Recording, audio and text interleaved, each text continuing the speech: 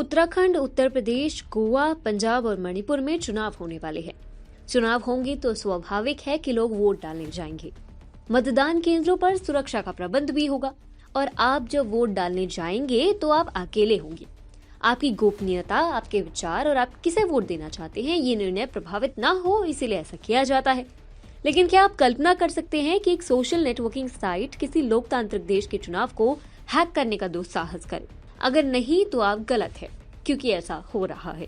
Twitter, वही Twitter जो वामपंथियों का गढ़ रहा है, जिसने 2020 के अमेरिकी चुनावों में जमकर दखल अंदाजी की, वो अब भारत के चुनावों में भी दखल अंदाजी करना चाहता है। यह अजीब स्थिति भारतीय लोकतंत्र के लिए खतरा है। क्या है पूरा मामला, जानेंगे विस्तार से TFI के इस वीडियो में मेरे यानी दीक्षा नेगी के साथ। तो चलिए प्रारंभ करते हैं। ताजा मामले में ANI ने ट्वीट करते हुए ट्विटर की योजनाओं के बारे में बताया और ट्वीट में लिखा कि 5 राज्यों में विधानसभा चुनावों से पहले ट्विटर ने उच्च मतदान सुनिश्चित करने और मतदाताओं को जोड़ने के लिए कई पहलों की घोषणा की है।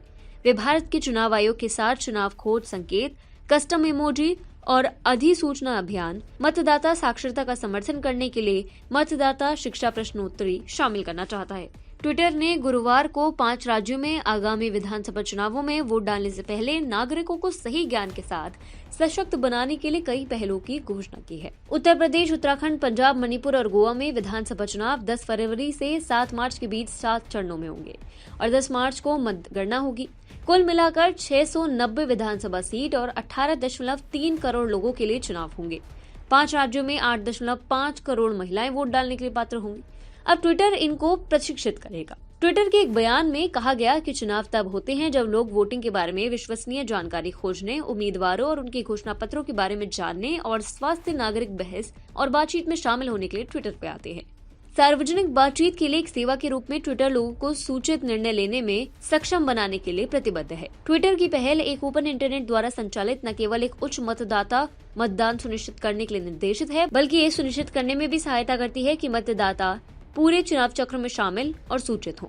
बयान में कहा गया कि एक मतदाता शिक्षा प्रश्नोत्तरी लोगों को चुनाव के बारे में आवश्यक तथ्यों से लैस करते हुए प्रश्नोत्तर में संकलन करेगी। ट्विटर ने कहा कि उसने विधानसभा चुनावों के लिए विश्वसनीय और आधिकारिक जानकारी ढूंढना आसान बनाने के लिए भारत के चुनाव आयोग और मुख्य चुनाव अधिकारियों के साथ एक सूचना खोज संकेत शुरू किया है।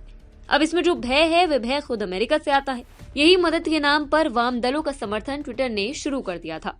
उस समय अमेरिकी राष्ट्रपति डोनाल्ड ट्रंप ने आरोप लगाया था कि ट्विटर अमेरिकी चुनाव में हस्तक्षेप कर रहा है और पूरी तरह से मुक्त भाषण पर लगाम लगा रहा है। सोशल मीडिया नेटवर्क द्वारा पहली बार उनके एक ट्वीट पर तथ्य जांच चेतावनी देने के बाद ये बयान आया था। उस समय ट्रंप ने अपने ट्वीट में कहा था कि ट्विटर अब 2020 के राष्ट्रपति चुनाव में हस्तक्षेप कर रहा है। वह कह रहा है कि मेल इन बैलेट पर मेरा बयान, जिसमें बड़े पैमाने पर भ्रष्टाचार और धोखाधड़ी होगी, गलत है, क्योंकि फेक न्यूज की जांच CNN और अमेज़न वॉशिंगटन पोस्ट द्वारा तथ्य जांच के आधार पर हो रही है। जैक डॉर्सी ने अक्सर स्वीकार किया है कि ट्विटर के सदस्यों का वामपंथ की ओर झुकाव है और बार बार ये सच प्रमाणित भी होता रहता है। अन्य धर्मों के संबंध में ऐसे सोशल मीडिया प्लेटफॉर्म्स पर हिंदू को दी गई नफरत और चयनात्मक स्थान देखकर ऐसा लगता है जैसे उनके पास सिर्फ वामपंथी झुकाव वाले व्यक्ति नहीं, अपितु हिंदू विरोधी व्यक्ति भी भरपूर हैं। हमने पहले भी बताया था कि ट्विटर कैसे तालिबान को समर्थन देते आया है। ट्विटर अब खुलेआम तालिबान के साथ गलबहियां करते दिख रहा है। ट्विटर ने तालिबान के अवैध अधिग्रहण के बाद अफगानिस्तान के कार्यवाहक राष्ट्रपति अमरुल्लाह सालेह से संबंधित सभी ट्विटर अकाउंट्स को निलंबित कर दिया था, जबकि अब भी तालिबानी प्रवक्ता का ट्विटर अकाउंट सक्रिय है। ये न केवल ट्विटर द्वारा तालिबान के समक्ष आत्मसमर्पण को दर्शाता है, बल्कि अभिव्यक्ति की आजादी के नाम पर उसका दोगला चरित्र भी जग जाहिर करता है। हास्यास्पद बात तो ये है कि ट्विटर ने सालेह से जुड़े अकाउंट को निलंबित कर दिया है। वहीं तालिबान के प्रवक्ताओं के खाते अब प्रचुर मात्रा में सक्रिय है। दरअसल अभी तालिबानी नेताओं के अकाउंट ट्विटर पर उपलब्ध है। तालिबान का प्रवक्ता जबीहुल्लाह मुजाहिद, जो अपने ट्विटर अकाउंट पर 3,31,000 से अधिक फॉलोवर्स की संख्या रखता है। एक और प्रवक्ता सुहेल शाहीन के भी 3 लाख से अधिक फॉलोवर्स हैं, जबकि कारी यूसुफ अहमदी के ट्विटर पर लगभग 60,000 फॉलोवर्स हैं। इस संख्या का डिजिटल रूप में लाभ उठाते हुए वे तालिबान द्वारा शहरों पर कब्जा करने और समूह के नेताओं द्वारा प्रेस कॉन्फ्रेंस के वीडियो साझा कर रहे हैं तथा अपने बर्बर शासन को स्वीकार्यता दिलाने का प्रयास ट्विटर के माध्यम से कर रहे हैं। इतना ही नहीं, ट्विटर हमेशा से ही एक वामपंथी सोशल नेटवर्किंग साइट रहा है और समय के साथ इसने साबित किया है कि वास्तविक मुद्दों के बारे में इसकी राय हमेशा पक्षपातपूर्ण ही होती है, जो दक्षिण पंथियों के लिए चिंता का विषय है। बांग्लादेश में जघन्य हत्याओं के हालिया मामले, जिसके बाद बहुत सारे बलात्कार और घरों को जलाने के मामले सामने आए थे, जिसके कारण अंततः हिंदुओं और हिंदू परिवारों की भारी तबाही हुई थी, उनके समर्थन में आवाज उठाने वाले कुछ ट्विटर हैंडल्स को ट्विटर ने बैन कर दिया था।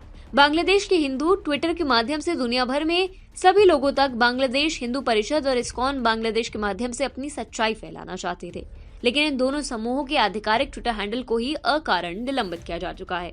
ऐसे में ये तथाकथित मदद भाजपा के लिए तो बुरा संकेत लेकर आएगा ही, और विचारधारा को छोड़ भी दिया जाए तो ट्विटर की कोई हैसियत नहीं है कि वे विश्व की सबसे बड़े लोकतांत्रिक प्रक्रिया में इस तरीके से हस्तक्षेप कर सके।